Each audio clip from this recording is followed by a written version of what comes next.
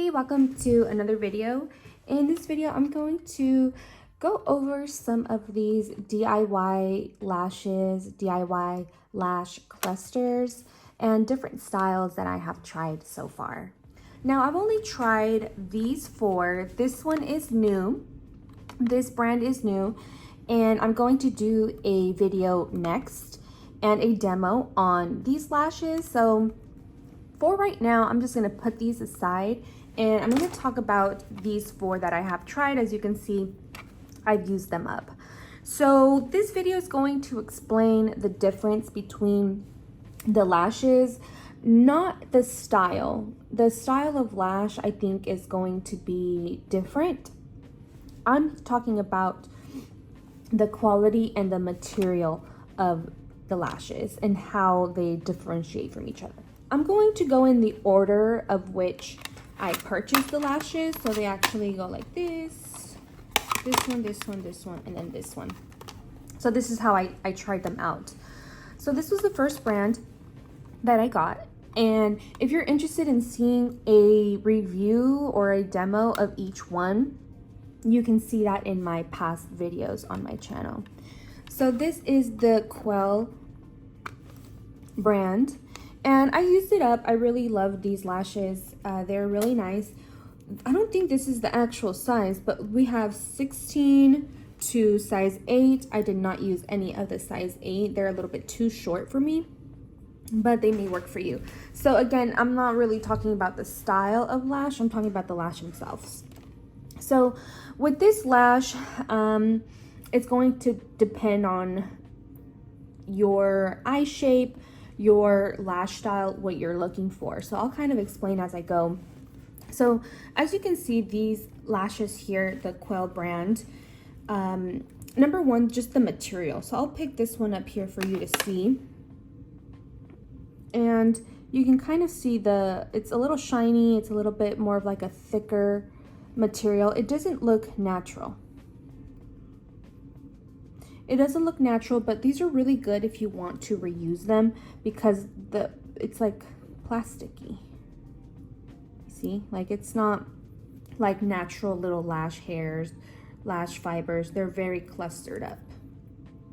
So I guess this is gonna be like a wet look, how some lash techs call it now, like the wet design. So that could be an option if that's what you're looking for. And you can see too, the base of the lashes are pretty thick. I'm not sure how many millimeters that is, but it's pretty thick comparing it to the rest of these lashes, which depending on your eyes, if you have small eyes, you can cut them, but if you want to do more work, you can cut them. But these other ones that I'll show you and compare, they're already pretty small. So let's move on to the next one. So after this, I was looking for something a little bit fluffier. So then that's when I came to these lashes, which is the Fad Lash brand and Pa-O-Tense, something like that. So these lashes here are very similar, these two brands. Again, we're not looking at the style. This is the style of lash if you're interested, but it's not what we're talking about. So you can see like the difference. So since these are the same, I'm going to compare them with this one here. So this one is the next one, and I got this one is very similar, but you can see like I didn't use much of the 8s, but I used the rest of them. So you can see how they compare, how small the base is compared to this one. So it's probably like half. So that's something you can consider. The hairs are a little bit different here. This is gonna be more of like a strip lash, like those Ardell strip lashes. They're gonna be very similar because they're just one dimension. They're not gonna be fluffy. You can fan them out like this. You can see that's actually what like a lash fan looks like.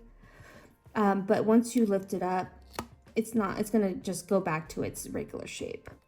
So these are pretty similar.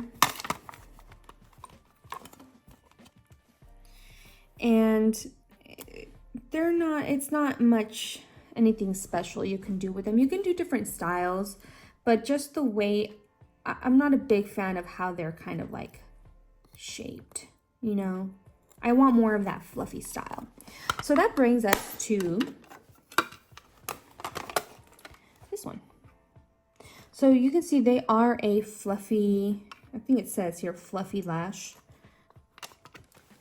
And this is a little bit different. You can see it has more of a dimension to it, more of a fluff, less of a shine, more of like a faux mink lash, which is what I really, really like.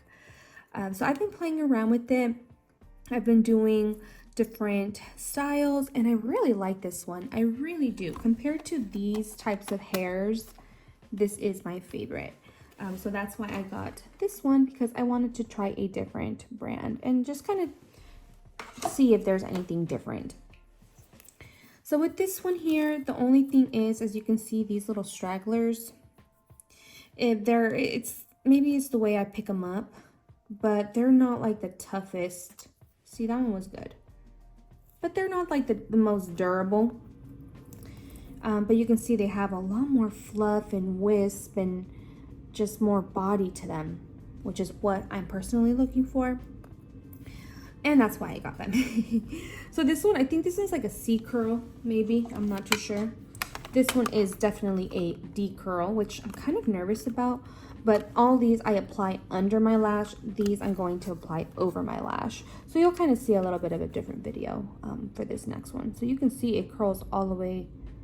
It's a complete D curl, which I'm not sure if I am going to like. I really like just this regular one. So that's just a little comparison. If you're not sure where to start, which ones to get, it's going to depend on what you're looking for. Do you want something more of a mink lash? Do you want more of a strip lash? Or do you want something that is going to look more like lash extensions, like a wet look? Because these are a little bit thicker hair fibers. So it's what you're into. You can cut them, or you can have them already smaller, but you're kind of sacrificing the look of them compared to these. So it's really going to depend on what you're looking for, like I keep mentioning. But hopefully this helps for you to see the difference in them. When it comes to the glue, I find that they're all pretty similar, but some work better than others. I can't really say what it is about it, just because it's just glue. You can use another glue, you know what I mean? So yeah, these are these lash clusters. I'm gonna keep trying more and seeing what I like, but from what I see, everything's kind of the same. And this is kind of like an alternative to like Lashify, which I know is really popular, but maybe one day I'll try out. But these are just what you can find on Amazon, pretty inexpensive, and they're nice and they're easy to do for the most part once you get used to it. So I'm really excited to try these out, and so you'll see these in the next video in case you're interested. But yeah, they're all pretty much around the same price point. I'll show you at the end just what the prices are as of right now that I made this video. It may change, but it really just depends on what you're into. I love these kind of faux mink fluffy lashes, but they're a little bit harder to use. So hopefully this was helpful and gave you an idea as to what to look for when you're going to be purchasing some DIY cluster lashes. It's always nice when it has the glue, the bond, and the remover. But if not, since they're so inexpensive, you can probably just get another kit, and that way that one does come with the remover and some little tweezers.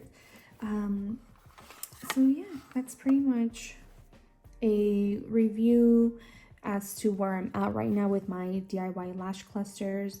And let me know if you have any questions. I'll try to talk a little bit more into detail of the process, my updated process when I do this review. But just let me know if you have any questions, and I'll see you in the next video. Thank you for watching. Bye-bye.